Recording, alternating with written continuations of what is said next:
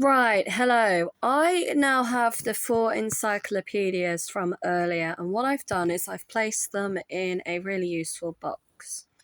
Now, the aim with the encyclopedias is to make them into bookends, and I suppose there's a number of different ways I could try and achieve this.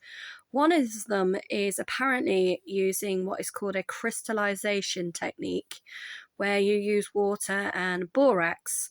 But the borax that you now purchase is not traditional borax that you would have been able to have purchased. And it's the same with borax soap. It has changed slightly. Now, one of the things that I'm potentially thinking of using is salt water, which may give the same effect as borax.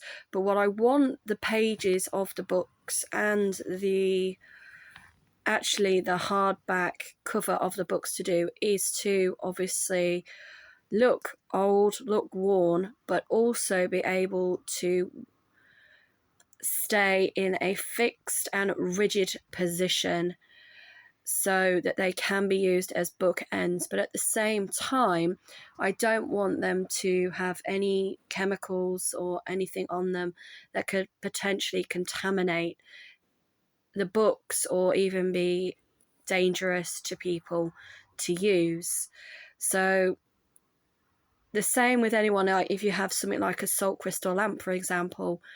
I've done it myself, been a little bit complacent, and over time the crystal lamp has actually eroded the wooden base, and then I put my hands near my face without realizing, and it was like a Himalayan crystal lamp, and I could actually taste the salt in my mouth. It was absolutely disgusting, and luckily I didn't poison myself.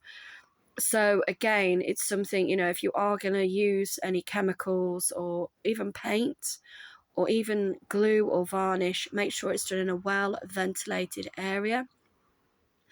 And also that anything you do use, and if you are going to sell it on, make sure people know what it's made of, that it is for display purposes only, and even if you have to, put a label on saying what the products that you used for that item. So we shall see what I decide to do. It won't be done today because, as you can see, I'm still quite cluttered. But I just wanted to make sure that I had a container that I think would have been big enough to hold the volume of water and ingredients, whether it's borax or salt, that I use.